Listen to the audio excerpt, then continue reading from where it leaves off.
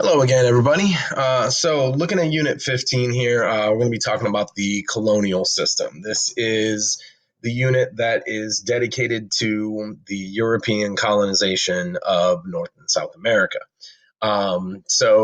Major topics that we're going to focus on in this unit, we're going to take a look at the European motivation for colonizing the Americas. We're going to look at what advantages they had. Once colonization begins, the massive trade of cultural and biodiversity, known as the Columbian Exchange. We're also going to take a look at the mercantilist economic system that Europeans set up in the American colonies and some of its longer term effects. And then finally, we're going to focus on the different types of colonies that exist in the Americas because has a pretty big influence on the social and cultural background of the Americas going forward all the way up until modern day. So, in terms of the recommended supplemental viewing,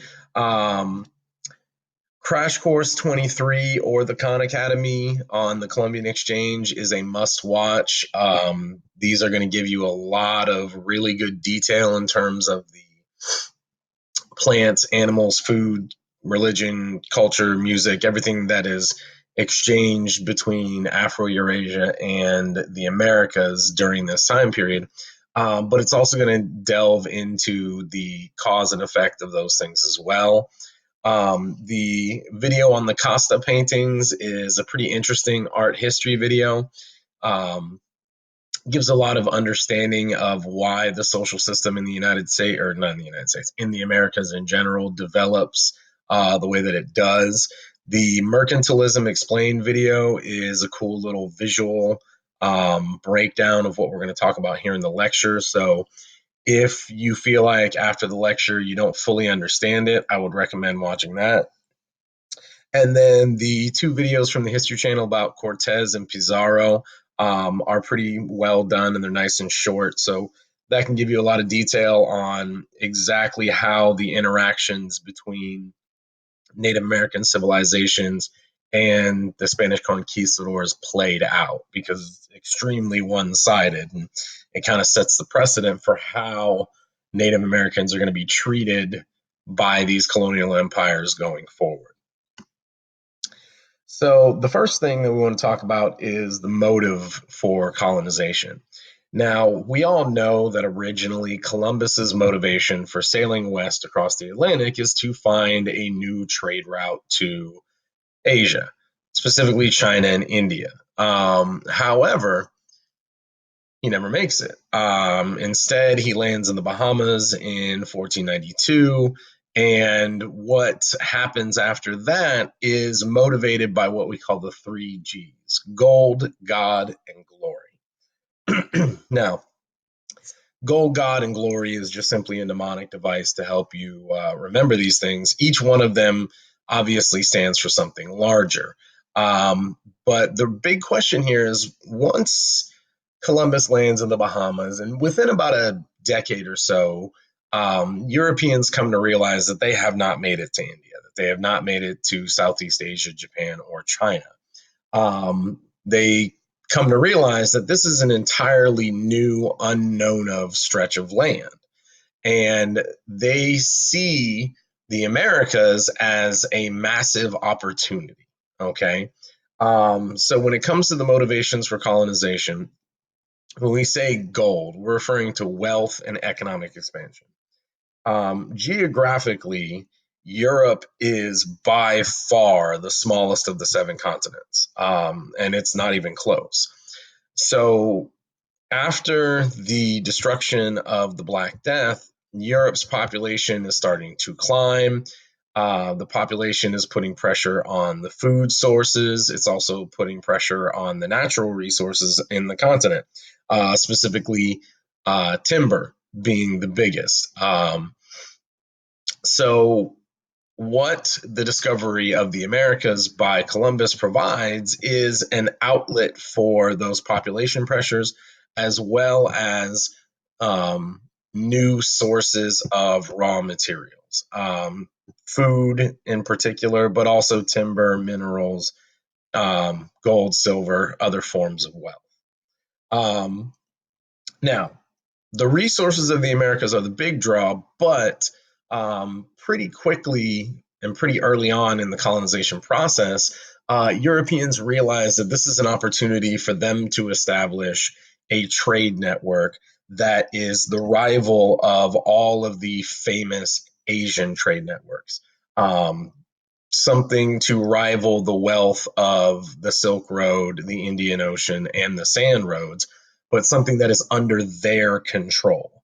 So the Atlantic network that Europeans put into place over the next 3 centuries pretty quickly becomes the wealthiest trade network in the world, um, essentially exploiting and um, pulling resources out of the Americas to be brought back to Europe, not only to be turned into manufactured goods, but then also to give them more leverage within the Asian trade routes that they still want access to. Now, when we say God, what we're referring to here is religious freedom and expansion. Um, Religious expansion is a huge priority for Christians during this time period.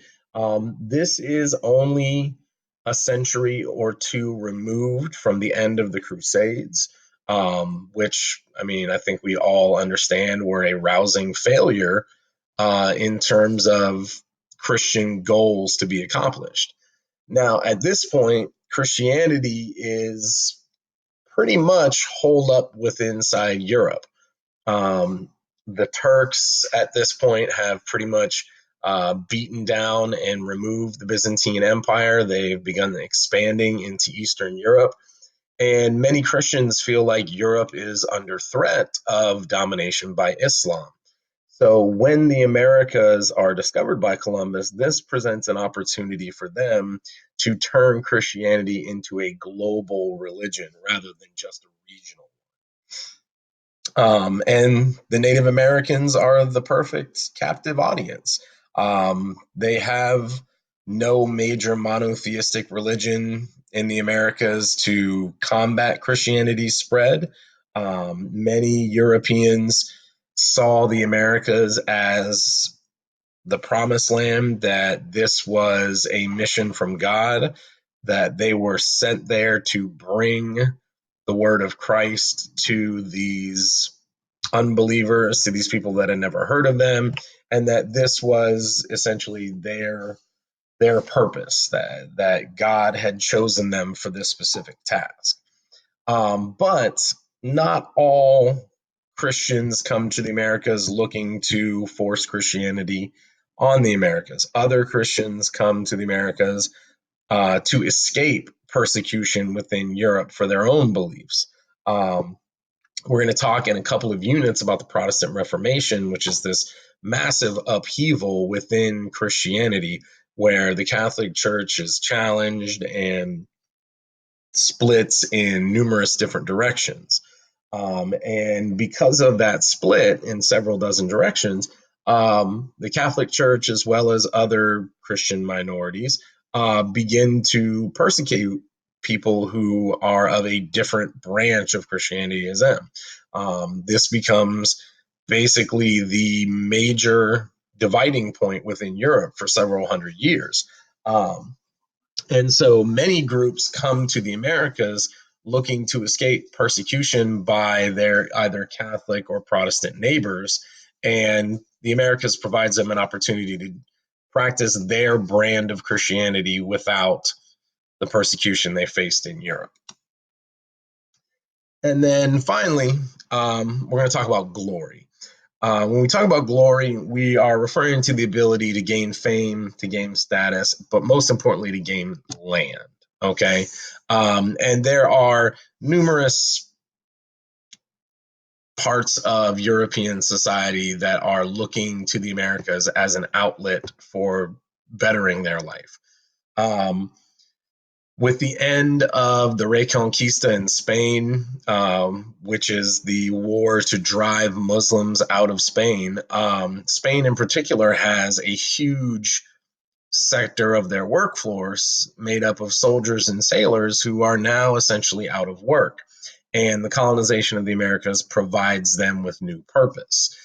You also have many poor, middle class, and even lower ranking nobles that see the Americas as their opportunity to expand and, for the first time ever, in some cases, own land.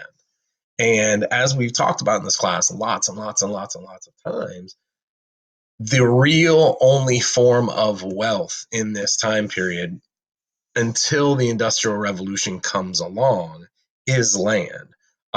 Whether that land controls a vital road or an important trade route, or you grow crops on that land, you herd animals on that land, you rent that land out to others, land is the only true source of wealth in this time period. Yes, there's gold and there's precious metals and there's silk and these kinds of trade goods, but the only way that those generate wealth is by giving them away, by selling them. So land is the only thing that actually generates wealth for the holder.